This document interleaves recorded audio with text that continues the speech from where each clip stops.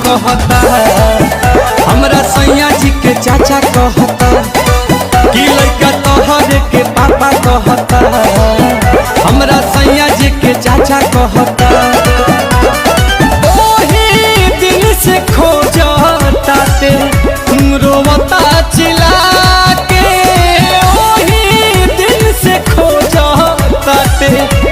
रोवता चिल्ला के, सोझा सा बकाई साफा कहता, लड़का तोहरे के पापा कहता, कि हमरा सैया जी के चाचा